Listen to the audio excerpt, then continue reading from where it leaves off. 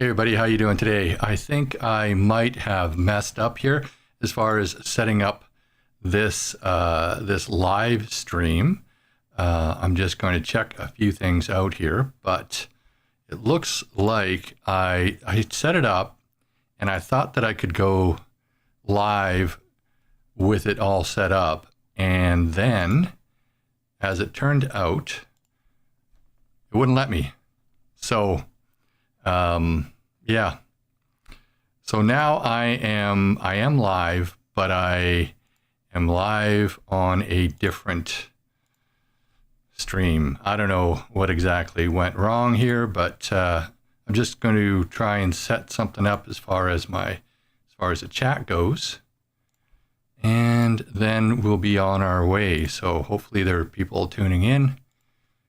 And I apologize. It seems like I make a mistake at least once a day on these live streams. So I just have to, and I thought I had everything all set up. Just gotta do a couple more clicks here and paste. Okay. All right. And I thought I had everything all set up. No, that didn't work out too well. Just gotta do a couple more copy here and paste.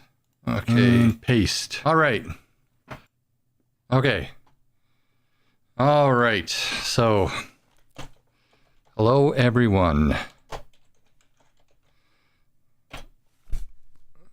Looks like it's working. I'm just gonna hopefully close that down. Can anybody tell me, is there any feedback or echo? Because I think I can shut down my monitor, and that would get rid of it. So if anybody could just type here if you're getting any echo, I'll try to shut down the my monitor, and I think it'll still be okay because I tried that out before. But when I'm live, everything kind of ends up going crazy. So, okay, good, no echo, great. All right, so welcome Wanda, Dara, Nicole, Corey, Brad, North Saskatchewan guy. So today I wanted to talk about a few things because there's been a lot happening in Canada this week. I guess the sparks are flying with on Parliament Hill, and what the big news is, of course, the shutdown of the government, and I'm going to get to that. But I just wanted to play something here. I did a video on this and posted a video on this earlier. It was a short, but I think it's a really good thing to take a look at and then discuss first off. Oh no, what's going on here? And then of course it doesn't work. Had it all working before. Okay, just a second.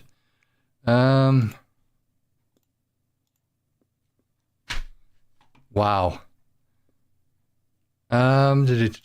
Okay. I'm gonna it won't be just a second getting this done.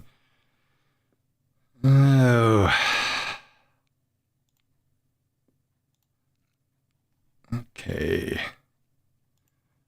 Just makes me feel so stupid when I start this and I have it all set up and I have to restart my computer. So I know that my that nothing's going to go awry, and then it just doesn't work. Okay, so anyway, here is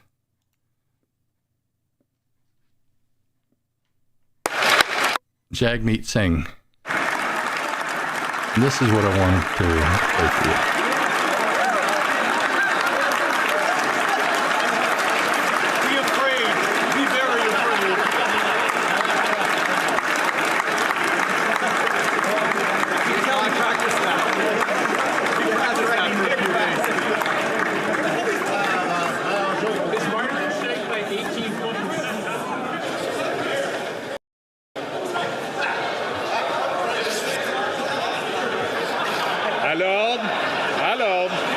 order. So, I don't know about you guys, but I think that Jagmeet's lost it. I think that he should actually go for a psych evaluation, because look at him. He's just coming unglued. He goes and he actually makes a threatening gesture towards the Conservatives, and they took it as a gesture. You could hear them say that, be afraid, be very afraid. So they took it as a threatening gesture. It's just highly inappropriate. And then, of course, they started to mock him, which I think normally I would say, mocking him probably isn't the greatest idea. But you know what? You act like that, then I'm going to say, go for it. Mock the heck out of the guy, because he's just lost it.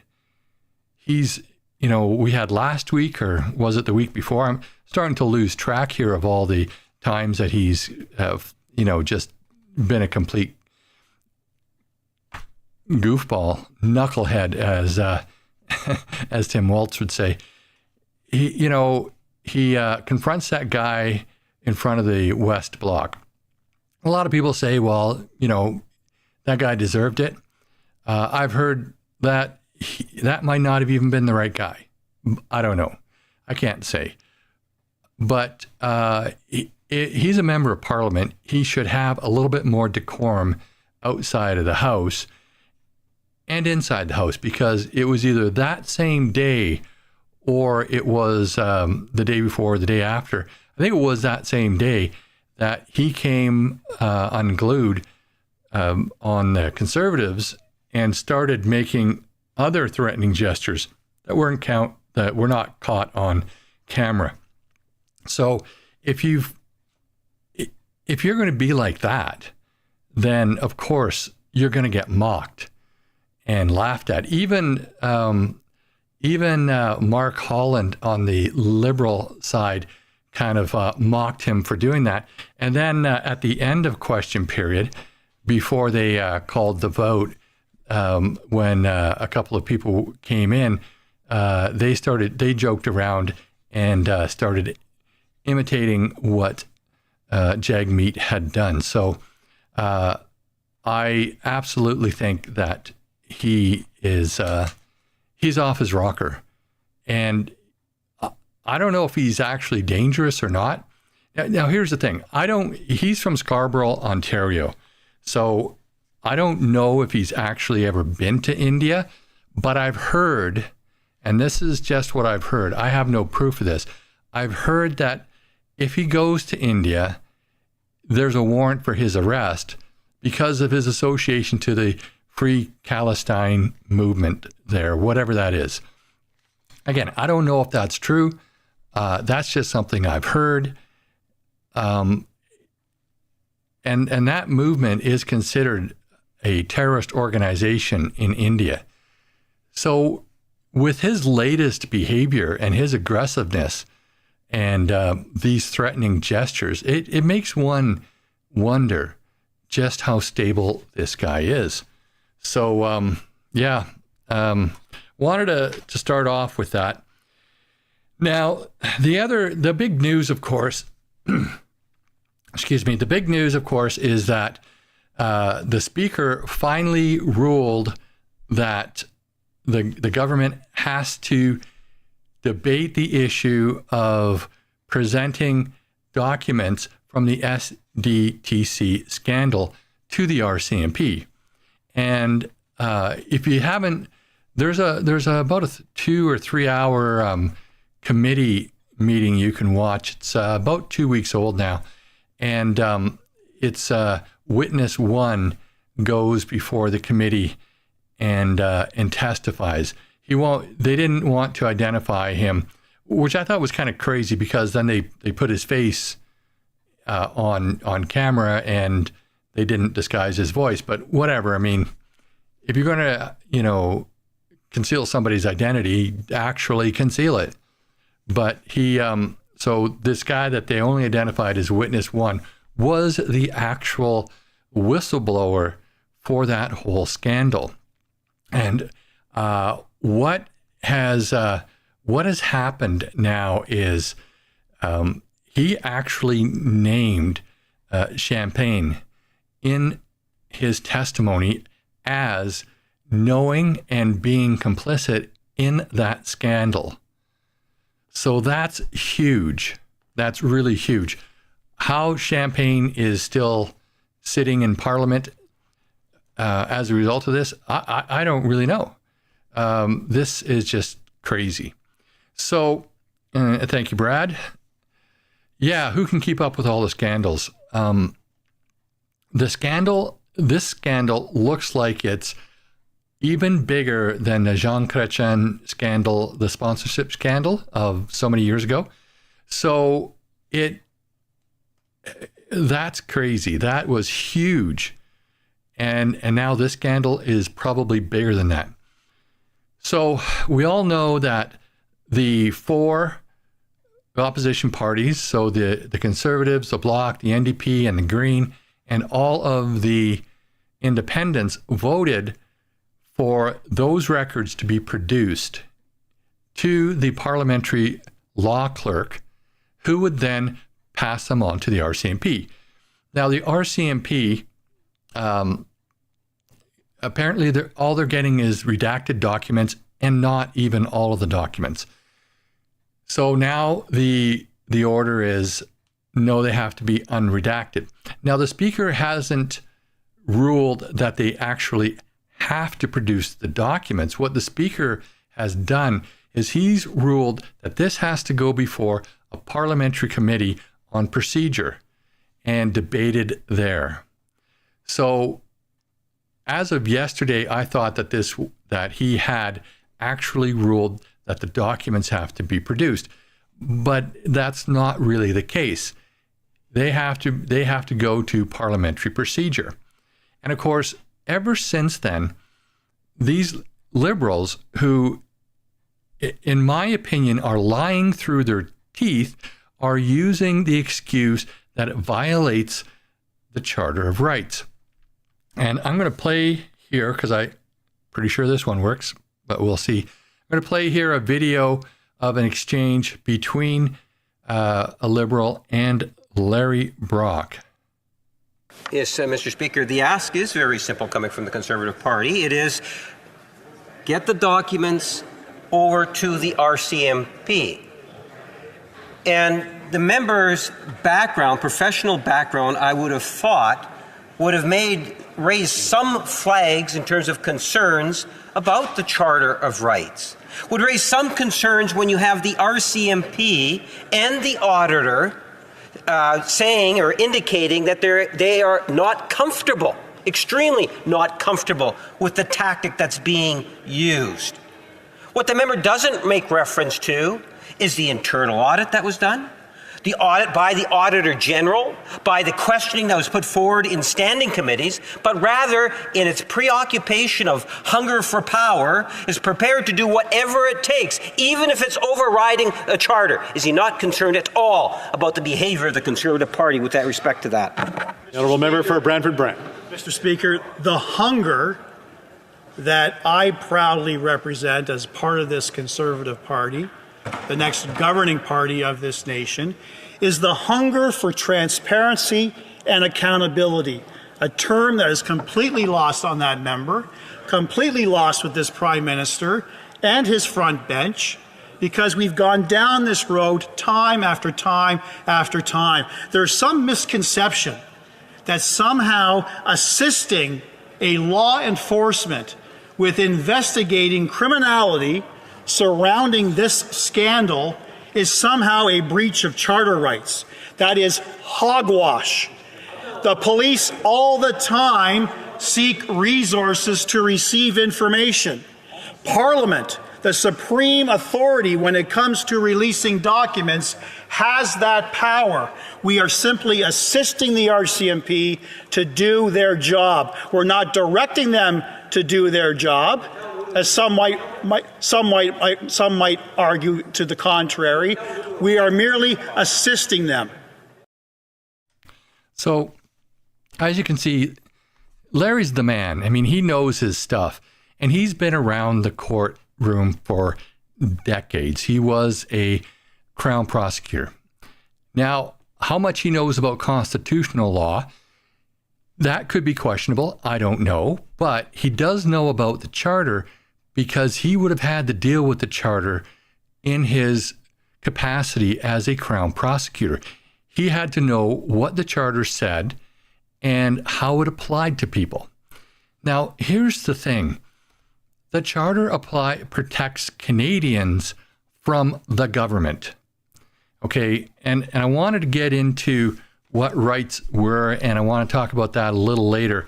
I do have a copy of the Charter in front of me, and the Canadian Bill of Rights. I know there was one guy made a comment that, oh, we don't have a Bill of Rights, we have a Charter. We have both, okay? And the Bill of Rights is from 1960, but it's still in force. It's a lot easier to change the Bill of Rights as it is simple legislation as opposed to the Charter of Rights, which is ingrained in our Constitution. So, and I'll get back to that a little bit later. But the Charter is there to protect Canadians, citizens, from the government. And that's what charters and bills of rights do. They limit government power to protect everybody else.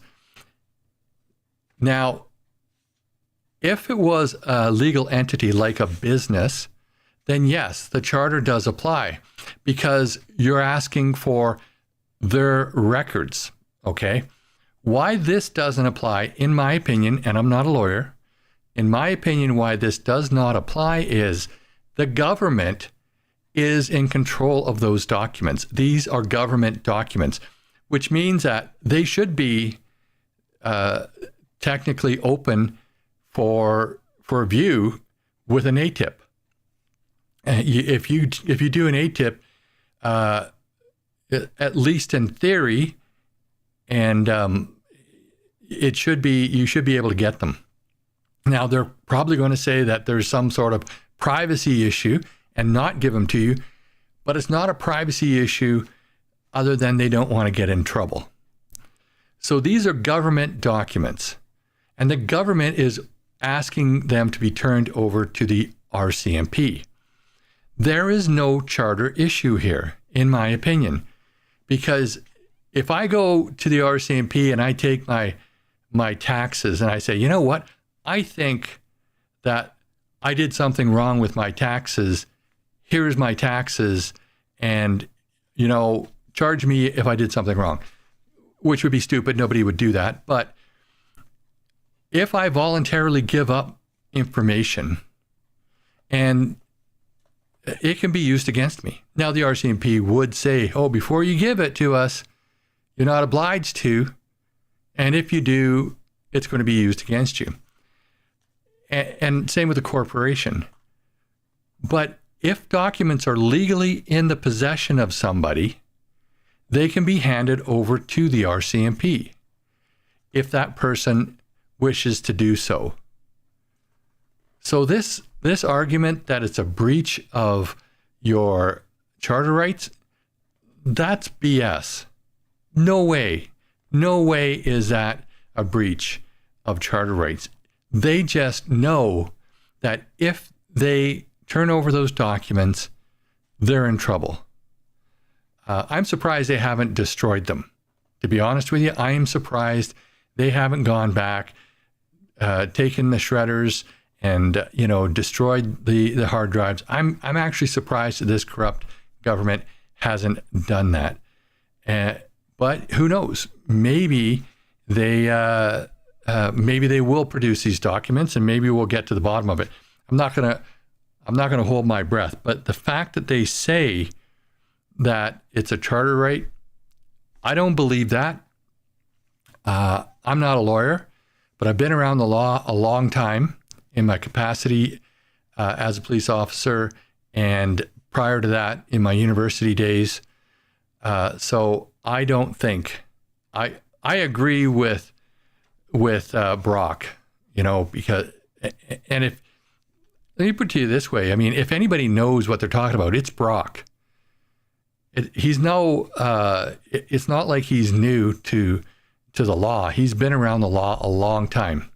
So they're covering up is all I have to say about that.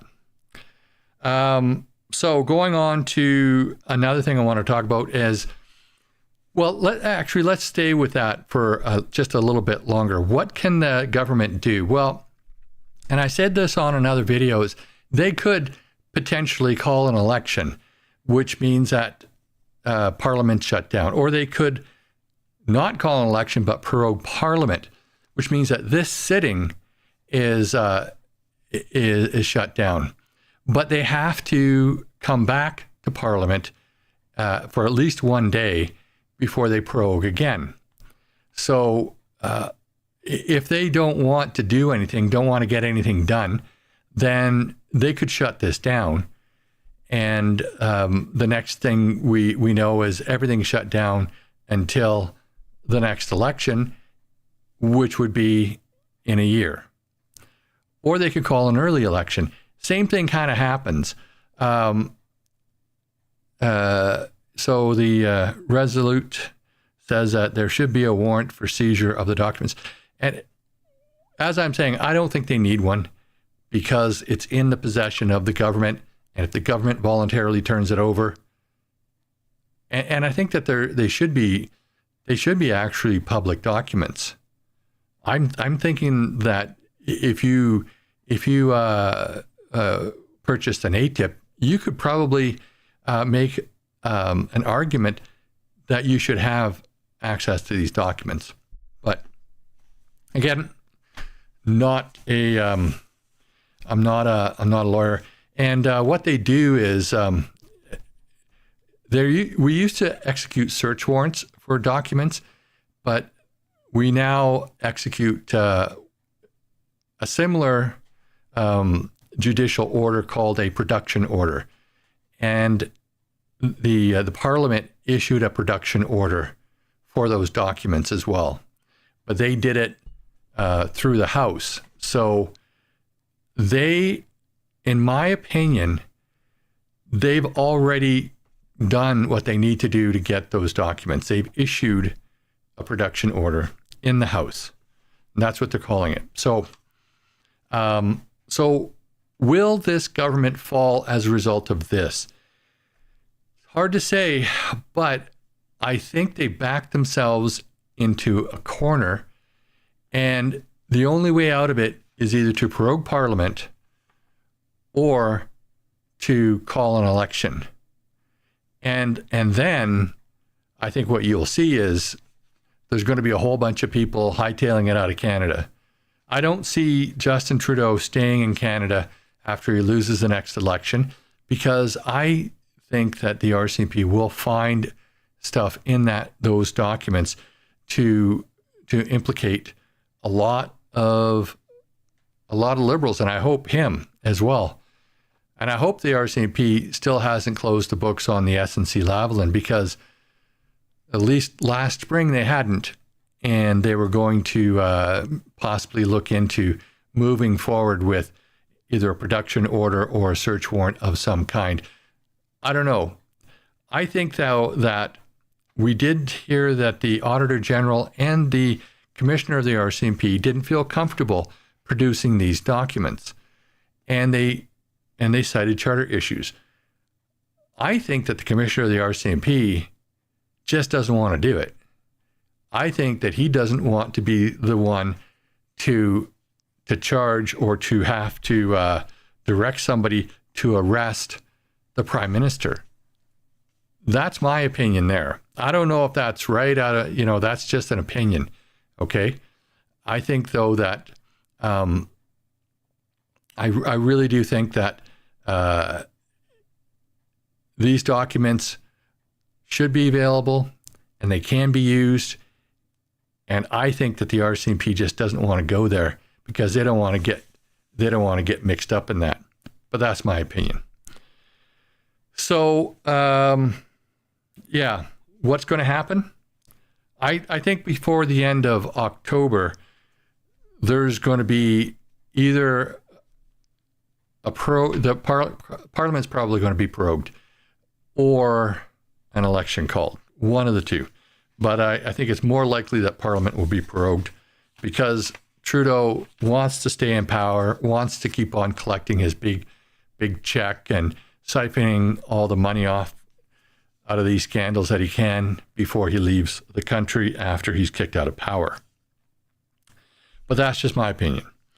So the other big news is the Bloc is pressuring the government to pass. Actually, it's already been passed. It just has to go to royal assent. Their bill on the old age security payments being upped for people 65 to 74.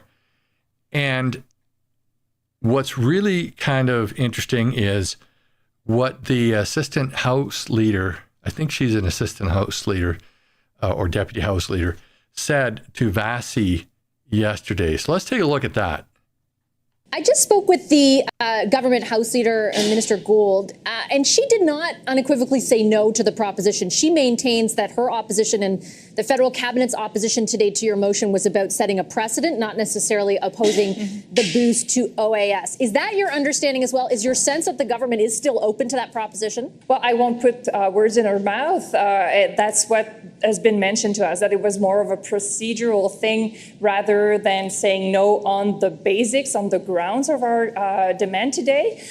So yes, the window seems to be closing, though, on our demands, but it's not completely shut. So we still hope that we can use the next few days to make the gains that we are aimed at. So the fact that they didn't say total no today to our demand still gives us hope. But the time is running, though, and that's something that we have to remember. It takes maybe, 48 hours to get the royal recommendation. But if we get it on October 28th, it would be too much at the end of our ultimatum. And if we see that in the next few days or so, there's no going further with a royal recommendation, then we might take our ultimatum a bit faster and start having discussions with other parties, seeing that it would become impossible for our bill to pass prior to the deadline that we have set. So would I be accurate to interpret that this week is kind of do or die time in the Bloc's view? Yes, kind of. We can see it day by day, and there will still be discussions, but we won't be unnecessarily patient. We'll see with what will be put on the table if there's still a chance that our bill passes. And as soon as we see, well, there's no chance, we'll start to have the discussions we'll need to have with other parties, as we mentioned we would. So there's no surprise on our side. It's all up to the government to decide. And there's still a message that was sent today. The House voted in majority in order for the government to grant the royal recommendation to the bill. So that's something positive that came out of it. And the fact that the government was specifically asked on their position on the royal recommendation, and they didn't just say a solid no, is positive, but time really seems to be running a bit faster now. So, of course, that's really interesting because you have the Bloc pushing all of these ultimatums, and you actually hear them saying now it could be as early as tomorrow, like the end of this week. I don't really think it will be, but you never know. Like, a lot of stuff has happened this week.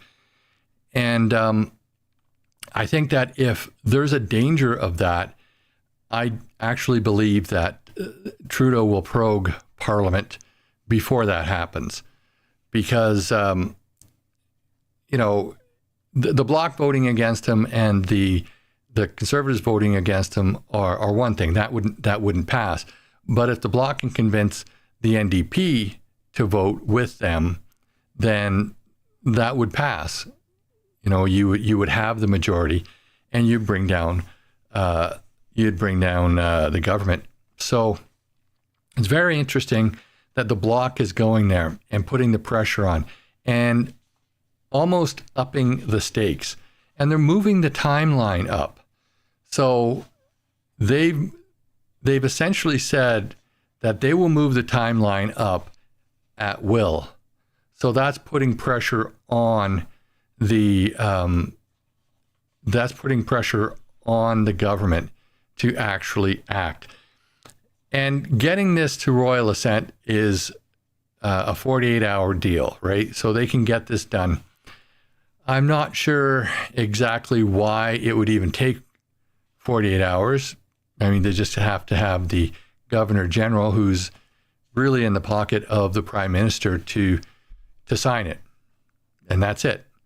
Maybe it has to be typed up a certain way. I don't know. But so they put that on the table. And now the government is being backed into a corner. The only thing wrong with that is Pierre Poilievre. I like the guy. I think he's going to make an awesome prime minister, but I think he may be pushing the boundaries a little much the way he talks about the Bloc and the NDP, because Jagmeet Singh at this point will have nothing to do with the Conservatives, and he's just as afraid he's afraid of losing his seat, because he knows that that's a very good possibility that he will lose his seat if an election is called. But he now just absolutely hates Poilievre. Not like he ever liked them before.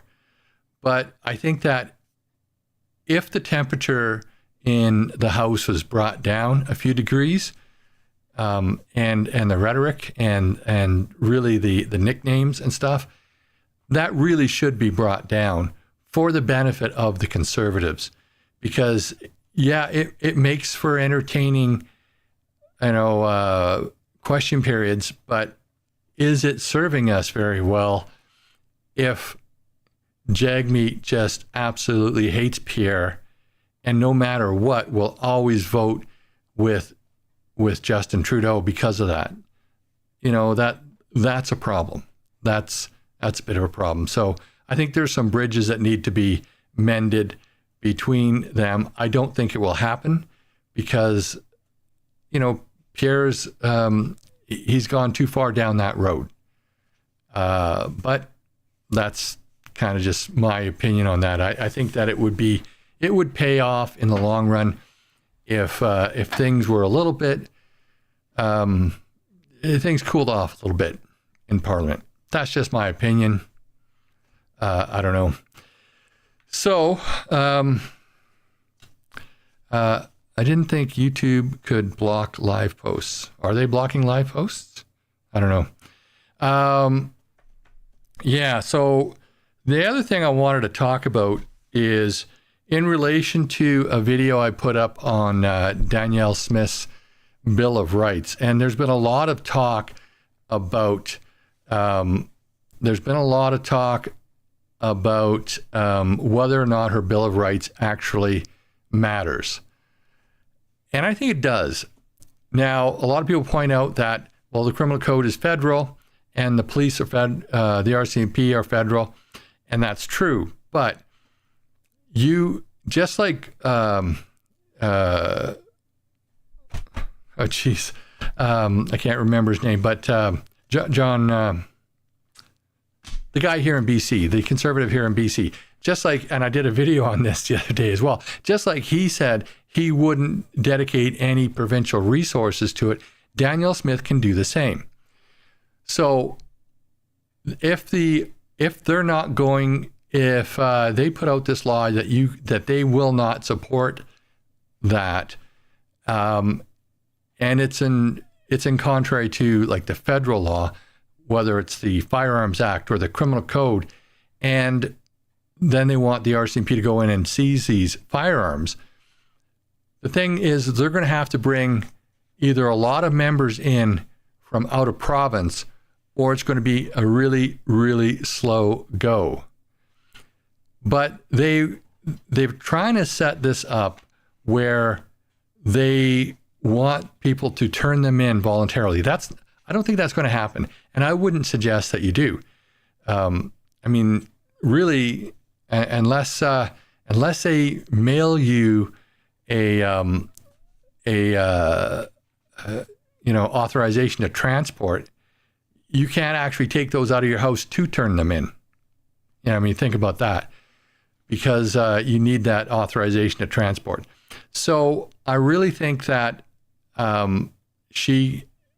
her way of doing this is actually good, because she can order police, the provincial police, which is the RCMP, anybody working on provincial contract is now prohibited from acting against her Bill of Rights. If you're working on a federal contract, no. But on a provincial contract, yes. And that's kind of how it works. The other thing, too, is the provincial crown are the ones that prosecute the criminal code. So unless the federal government wants to initiate private prosecutions and hire lawyers to do that, she's essentially saying that the provincial crown are not going to enforce that they will not be allowed. Now, of course, that bill hasn't passed yet. It's just in the process of being entered. And bills take a long time to go through the legislature and Parliament. So I don't know how soon they can get that even through. But it's a good idea. And I would like to see that done in British Columbia as well. I tried looking up the BC, see what they had as far as a Bill of Rights, and they don't have anything. They have another document on human rights, but it's not the same. It actually it's directed towards private citizens. So this is where I wanted to talk to you about rights and all of these documents, like the Bill of Rights in the U.S. And all the rest of that. So back in the day, there was the oldest kind of charter of rights that they had was called the Cyrus Cylinder and Edicts of Ashhoho. I don't know. Anyways, I don't want to try and pronounce that and accidentally swear. But that apparently dates back to 539 BC and is linked to the decrees of Cyrus in the Book of Chronicles. Okay. Now, there's some debate whether that is actually a true document, but that led to the 12 tables on the laws in, or no, actually, there were 12 tables and laws. I believe that, yes, that led to that 449 BC and the rights and duties of Roman citizens. And then, of course, we come to more modern era, but it's not really all that modern, which is basically the Magna Carta Libertation. Basically, the Great Charter of Freedoms is what that is. And, of course, that dates back to 1215 AD. So, those are kind of the ancient documents. But then in 1669, I believe, 1689 came the English Bill of Rights. And in the English Bill of Rights, there's a curious little line that says,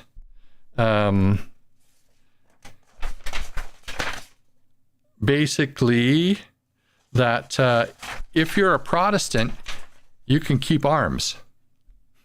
I mean, kind of sucks for me. I'm Catholic, but basically, it said that that the subjects which are Protestant may have arms for their defense, suitable to their conditions, and as allowed by law. So they do leave it open for the Crown to make it illegal for particular arms, but it's curious that they actually have that written in the English Bill of Rights, because then, of course, we have the U.S. Bill of Rights and the Amendment 2, of course, Second Amendment, a well-regulated militia being necessary for the security of a free state, the right of the people to keep and bear arms shall not be infringed. And essentially what that says, what that means is the first part of it does not qualify the second part. It explains why the second part is necessary. So all the arguments of, well, you're not part of the militia, so it doesn't count, that's nonsense. The right of the people to keep and bear arms shall not be infringed. So what does this all mean? Does that document give them those rights? And in actual fact, it doesn't. It limits what the government can do, because back in the Middle Ages, right around the time of the English Bill of Rights, the notion of natural rights or inherent rights started to emerge, which basically means that we have these rights because we exist. Whether you believe in God or not, the rights exist, and you have them because you exist. When we get to these documents are not allowing people certain rights.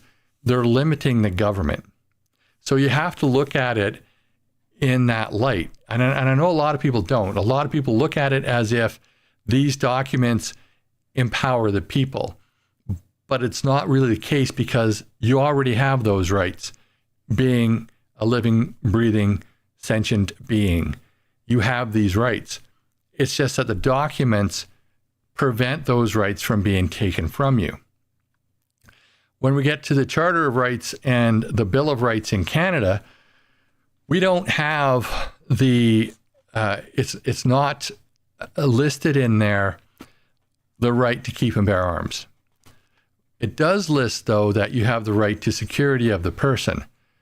So it's kind of touching on the fact that you have the right to protect yourself.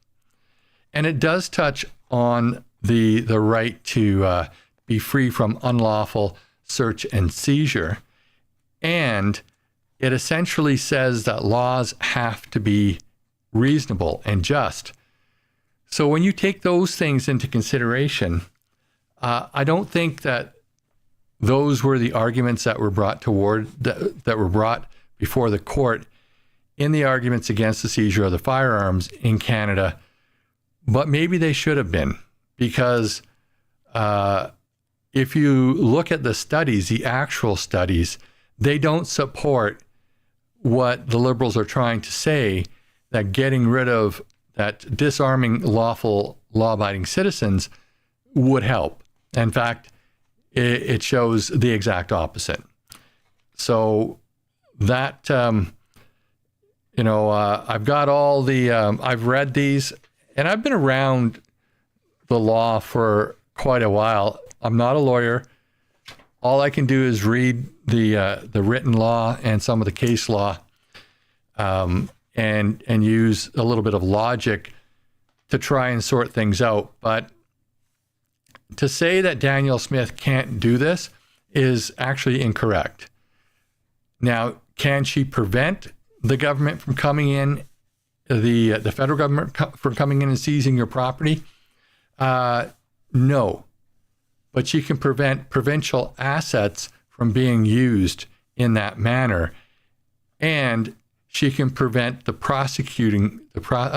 Provincial Prosecution Service, the Provincial Crown, from pursuing charges because it's in violation of her Bill of Rights. So is it foolproof? No, it's not. But will it delay the government? If they get it passed in time, then it could cause trouble for the federal government. Thing is with the length of time that it takes for a bill to go through first, second, and third reading, and then get the lieutenant governor's signature on it, I don't know that they're going to be able to pass it in time. Good news, though, is Pierre Poilievre will be in power before any of that really matters. Either hopefully before Christmas, but in any event, in 2025, he will be the prime minister. Now, I know a lot of people are talking about Canada being in a war at that time, and that they can put off elections. And yes, that is true.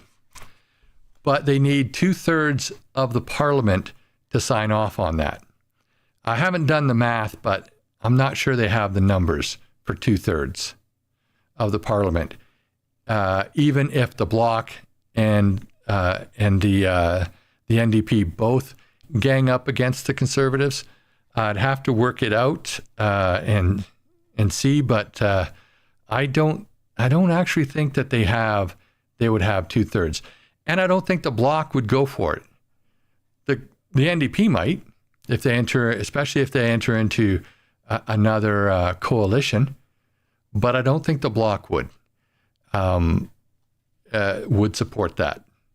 So we will get an election. As far as I believe that we will get an election next year, even if we're in the middle of a war, which let's hope we're not. Because there's so many crazy things going on around the world, right? We've got, and Melissa Landsman, she had a great speech the other day in Parliament. I watched it, but I didn't watch it on Parlevue. I watched it actually on Mr. Sunshine Baby. But she had a great speech. And I noticed that she wasn't around today. I'm not sure why. But the thing that I think you have to think about here is we've been, or the West has been interfering in all of these conflicts around the world. And yes, in some sense, we have to back our allies. And somebody actually mentioned that Israel was part of NATO. I wasn't aware of that. Maybe they are. Maybe they aren't. So if they are, though, that's really dangerous for Canada and the United States, because that means that because they've been attacked. So theoretically, we have to step up and go and help them. So I'm thinking that maybe they're not part of NATO, because we would have already been in that war if they are. So I don't know. Let me know in the chat or in the comments, is Israel part of NATO? I'm not sure. But it's getting really hot down there. Like things are really heating up. And with all of the missiles coming from Lebanon and now Iran, it's really putting a strain on the Iron Dome. And, how much more anti-missile missiles that they have, I don't know. I'm not exactly sure how the Iron Dome works, but we eventually, if they're not allowed to prosecute their war the way that they see fit, we're all going to get dragged into it. And I really hate the fact that Biden in particular is getting his grubby little fingers in, and it doesn't seem to me like he wants to solve any of these. If he's going to insert himself, or the U.S. is going to insert themselves, solve it, because they can. And especially if they're going to limit what can be done. In their limiting what their allies can do, they're stretching out the war and causing even more damage, in my opinion. So the longer the war goes on, the more damage gets caused. So that's my opinion on that. I think, too, is that we don't know how Israel managed to get the explosives in the devices that they ended up exploding, the walkie-talkies, and the week before, or the couple of days before, the pagers. But that's, I don't know, like that to me sounds almost like they've crossed a bit of a line.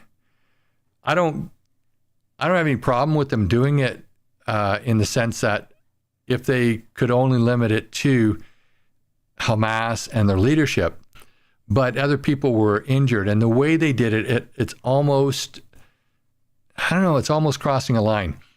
But, you know, is it a line that they should have crossed? I don't know. They were targeting the right people. It's just that other people got hurt in the process.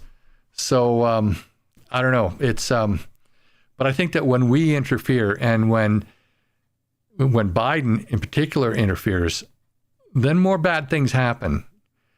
It's like when Biden interfered with the peace talks in between Ukraine and Russia, and just after the war started there. That to me is just unbelievable that he interfered there. I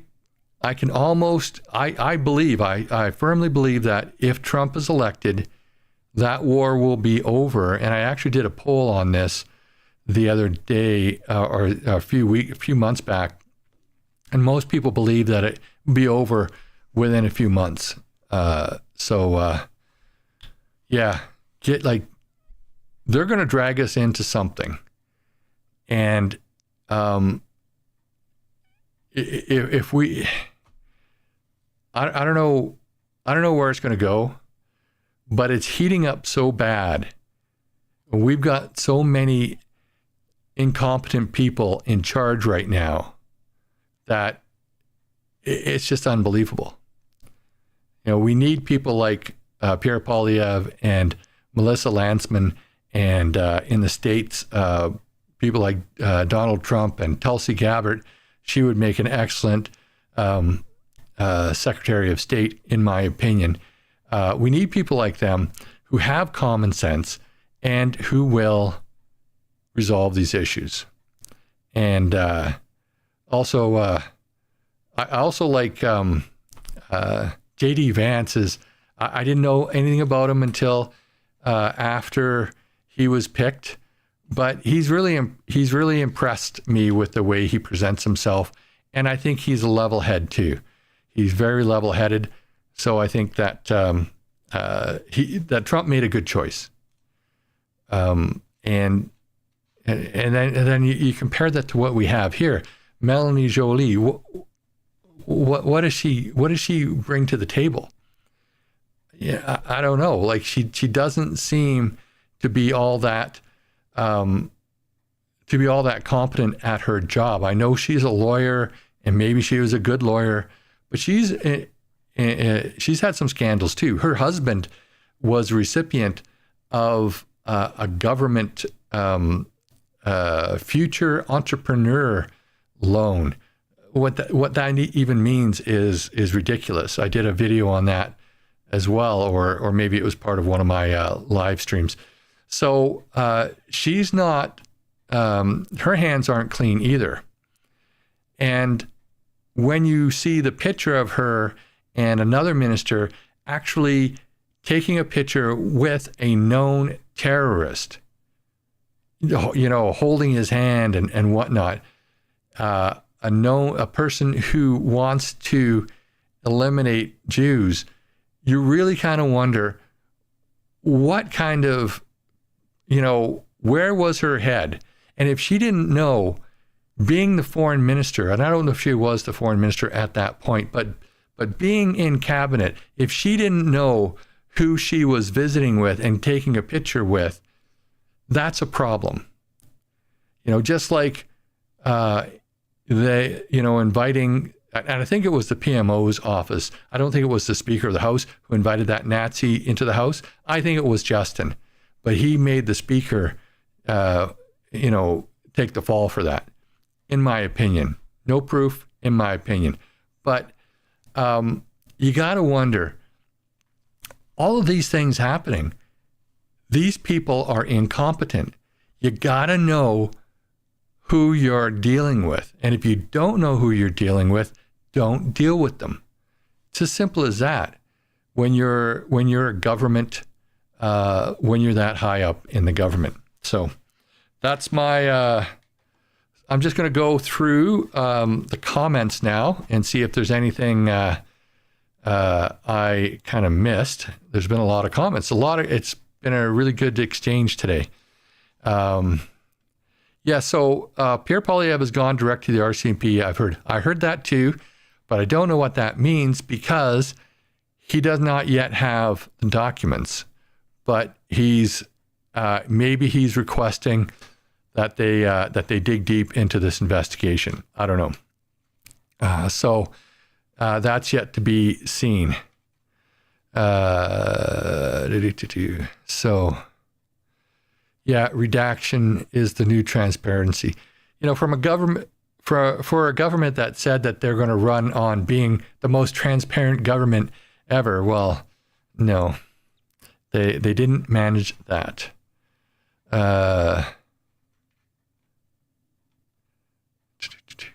Okay, so the corruption needs to be treated as embezzlement. That's exactly what it is. But there's more to it. Like you can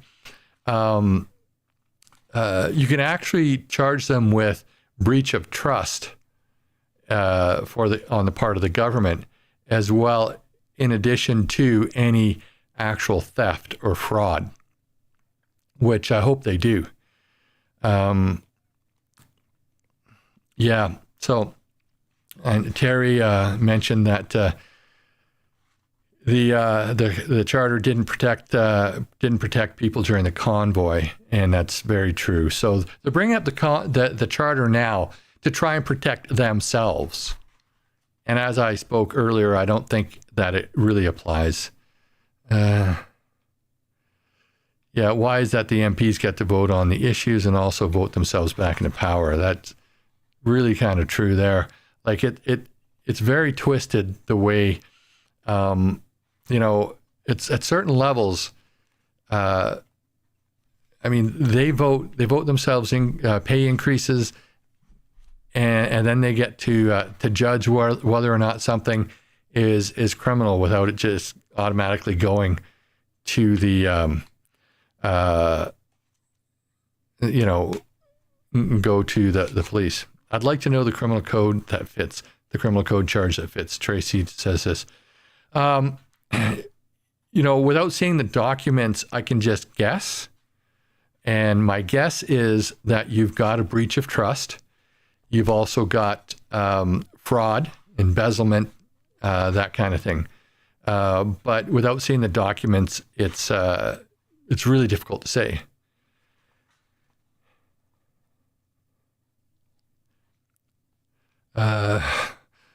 Michelle says, the jug is not unstable when he acts crazy. He is unstable when he acts normal to us. Okay. Who determines what documents are required? There could be many, many thousands of documents to review, and that is actually true. And are we getting all of them? Like, do we know the documents that we actually need? That's the other thing too. Like, there could be 1 million documents, but if we only know about 100, then that's all, they're going to produce, especially if the rest of them are damning to themselves. Nothing to hide, should hand it over. Absolutely. Cameras in every room and every step of our government, so they can be accountable. You can go on Parleview and watch the committees and watch also all of parliamentary procedures. It's a bit boring though, so you have to have a good amount of coffee sometimes before you can really get through that. So we still don't know what the who the 11 are, right? And that's one thing I'm really, really still concerned about, and I hope that doesn't die. But we need to find out, and they need to be charged.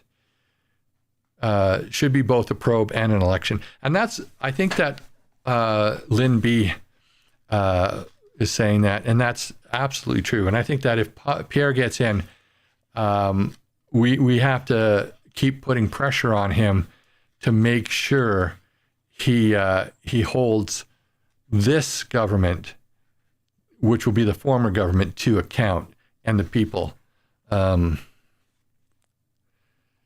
What would happen if any of us refused to hand over evidence? Contempt of court. Can I citizen arrest him? We do have citizen arrest powers, but in order to get enough evidence, you got to see the evidence. So you would end up just putting yourself, in a libel at risk for if you did that. I do have a friend who he was always on me when I was still working about, why don't you go and arrest Trudeau? Well, I don't have the evidence. It's not really in my wheelhouse. I was frontline police, so I would have if I could have, but you need the evidence still. If a crime that fits a specific criminal code is reported, not acted on, there is a laying of an information or private prosecution process. Pierre should do it. Yes, he should, Tracy. But again, you need the evidence. And luckily for Pierre, he's got Larry Brock, who can evaluate the evidence and start those procedures. So Ricoche Suave. I'm really sorry. I'm probably pronouncing your name wrong. Like to see the pensions go up, but where do we get the $3 billion a year? Well, it's funny that they can find billions and billions to send over to Ukraine and to where all the other places that they're throwing money away, but we can't look after our own citizens. I say that we fix our own home before we try to fix other people's. We have our own things to look after until that. Can you go on television with your roots looking like that? This is natural. I'm going gray. I don't know what that's supposed to mean, but I don't dye my hair at all.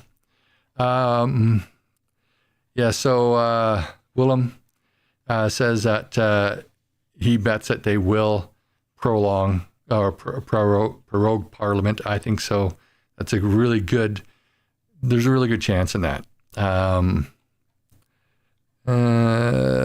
Fund me, guys. I'll go arrest them. We'll probably get our bank accounts frozen if we did that. So yes, and you are true, JFL, aka Johnny. If he prorogues parliaments, everything stops, but it's not necessarily like it's there, but it has to start from the beginning. So the documents are there, everything still exists, but you have to start all the procedures from the beginning, unless there is a high majority of Parliament voting to resurrect it. And I can't see that happening. Should we declare foreign interference by the RCMP? I don't know what that's all about, but Pierre has problems too. Yeah, I think he's still the best option. And I know that that there are a lot of people who believe that, but he's our best option, in my opinion. And I gotta say that I'm looking forward to him becoming PM and proving himself. And if he goes off the rails, well, we'll hold him to account.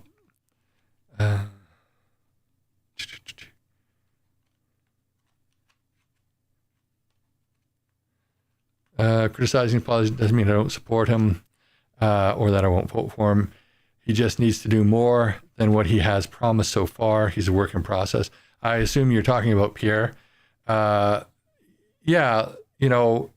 he doesn't really have any power right now to do much. So, and I know that the NDP and the Liberals almost talk as if he has all this power, but he doesn't. So we got to give him an opportunity. As far as fixing everything, as soon as he gets in, there will be time he needs, especially if it's legislation. Legislation takes a long time. Acts of an order in council. He can undo the damage of the firearms legislation, and he can undo the damage of the carbon tax. He can undo a lot of damage with orders in council, and then push the legislation through as he goes. There's so much here. Okay.